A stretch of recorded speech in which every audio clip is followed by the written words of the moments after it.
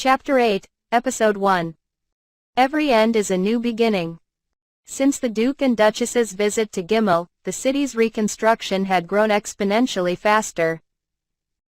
Supplies began to arrive from other cities, and by the end of January, snowfall became lighter and lighter, opening up the roads, and the city's commerce with them. Now there was hardly anything around the city that required my help, so I'd been picking up some nearby hunting quests while I prepared my businesses to be transferred away from me. The security company was already out of my hands and into the Duke's, as we had discussed before I started the venture. Almost half of the employees, former day laborers, had returned to their hometowns with their pay, and the other half would be employed directly by the Duke or referred to another job by him. The same agreement had been made for the hospital attached to the headquarters, but that facility was now being used by medical professionals whose places of practice had been damaged in the attack.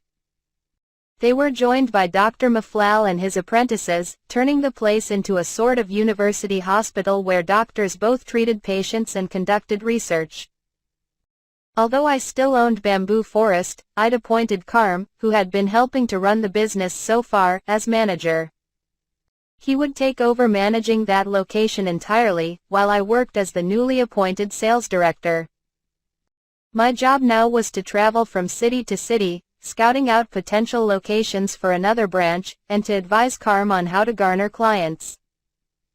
In reality, all I had to do was make note of any locations or information that would be useful for the business in my travels as an adventurer and report it to him whenever I came back to Gimel. Same job as before, for all intents and purposes, but this gave me more freedom. My other businesses, the trash plant, the construction company, restaurants, and hotels, had all been delegated to trusty managers I had hired.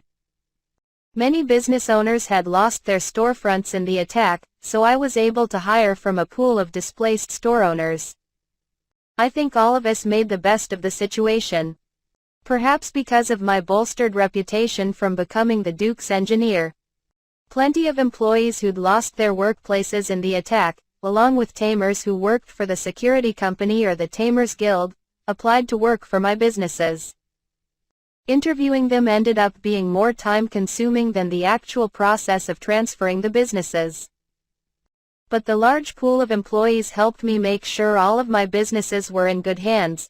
I was able to hire a few extra pairs of hands at Bamboo Forest too. The 4 departments of the laundry shop chain, front of house, accounting, security, and slime management, were each training the new hires. Many of them, as I'd been told, were easy to train because of their prior experience in business or customer service. Training was being led by the staff of the Gimel headquarters and the 3 slime researchers I had hired as prospective branch managers. Conveniently, the Lenaf branch contacted me at just the right time to tell me how the trio had successfully completed their training and could be trusted with running the branch. Each of them were also in charge of their own branch, in addition to training. Once these new hires learned our business, I was sure Karm would trust some of them to run a branch of their own in the future. We would never pressure them, of course. If they just wanted a job so they could rebuild their own business or just keep their head above water. That was their prerogative, as long as they didn't intentionally hurt my employees or steal cleaner slimes or anything. The Duke was paying me more money than I needed to cover the expenses of all of my remaining businesses, as my engineer's salary or direct payment for the businesses I'd relinquished to him. Not that I expected this setup to last forever, but there was no need for me to worry about how I'd pay my employees. Now 2 months had passed since the attack, and I was really focusing on my adventurer work. Using long-range space magic that utilized limor birds and other familiars as markers, I took on most any quest one could get my hands on. And whenever a quest required a multi-person party to take it on, I invited others to join me. Most of the time, I went with Faye and Hudam, who were both certified adventurers whose schedules I could easily navigate. If not them, I joined the young, formerly delinquent adventurers, with whom I still kept in touch. For quests near the city, I sometimes worked with Mia and the others. I kept up the grind for 3 months. Completion of the quest is verified. With that, Mr. Ryoma Takebayashi, you have passed the C rank exam. Congratulations, declared the guild receptionist. Thank you, I said. I had met the requirements to take the exam on my last trip, and I'd completed it as soon as I reached a guild branch. However, climbing the adventurer's ladder had come at a slight cost. Just to be sure, the rank is being awarded to me through proper procedure and fair judgment on the part of the Adventurers Guild, right? Of course. Your achievements, although with far more emphasis on monster and bandit hunting than most, exceeded the quota for C rank. Now that you've completed the second test by completing this quest, you have earned this rank through proper procedure. I am terribly sorry for what happened the other day. I don't need an apology. I cut her off unintentionally. From the guild's perspective, I can see how my progress could arouse suspicion. Still, I was assumed guilty without proof, and I was threatened with detainment and revocation of my adventuring license. I don't want further unfounded accusations after my new rank has been processed. If they were, I would be forced to seek out the Duke's aid and influence. So I only wanted to make sure we were on the same page, at least on the legitimacy of my new rank. I don't intend to sue anyone here either. The tension in the lobby had been palpable since I'd walked in. Now, the receptionist and a flock of employees, as well as the other adventurers, seemed to relax a little. Then allow me to update your guild card. One moment, please, an employee said, and took my card into the back. While I waited, I let my attention wander. Why's no one talking? What's that kid whining about, anyway? Shut up, you idiot. With the exception of a few people who apparently didn't know what had happened when I'd first arrived at this branch, everyone kept quiet and avoided making eye contact with me. This was far from the first time I'd found myself in this situation, and I could explain it quite easily. I'd take on a quest to the very best of my abilities, upon checking in with the completion of the quest. Guild representatives would accuse me of falsifying my report, and then, adventurers who'd overheard the conversation would start a fight with me on the spot, or shortly after leaving the building. In this case, it was a guild master stuck in his ways and a nasty exam admin who was obviously working for him. Word had apparently spread more widely than usual, because they had made my first exam public in an attempt to humiliate me. This had to be about the 8th time this sort of thing had happened when checking into a guild branch. I never thought I'd run into such a cliché isekai story beat after all this time. They're far cries from warm welcomes, but I wasn't the one starting these fights, so I didn't have to worry about trying to defuse the situation peacefully.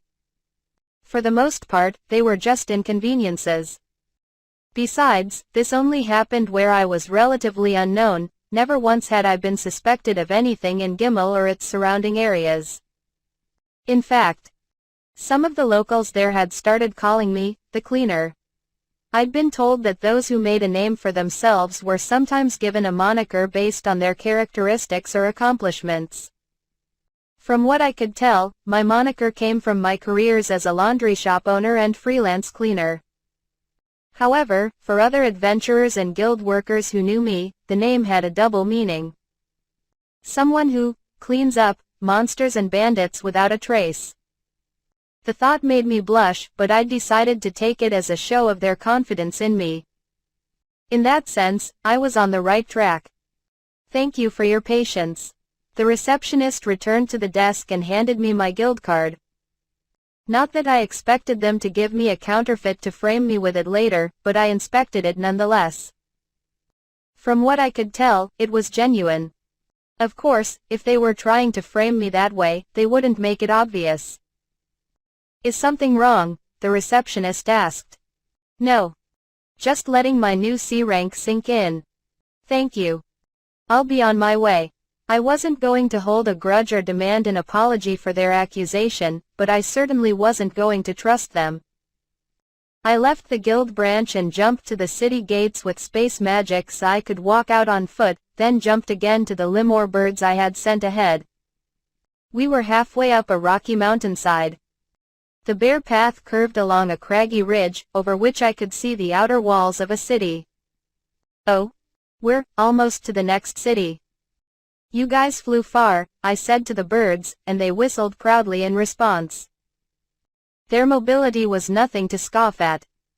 My next destination, the city I now held in my sights, was the westernmost settlement in this country. To get here by land from where I'd been a moment ago, I would have had to climb 3 steep mountains, which would have taken me no fewer than 3 days. Even though the birds didn't have to battle the harsh terrain, I had only sent them flying a few hours prior. Saving days in my journey like this was extremely helpful when I was in a hurry to increase my rank. Even if I had been pursued, I would have lost them in the jump. From here, it was only a leisurely walk down to the city of Teresa, and I'd make it there before sundown. Then I'd be in arm's reach of the sea of trees. Untroubled by the minor setbacks I'd faced and reinvigorated by my new C rank, I started for my destination.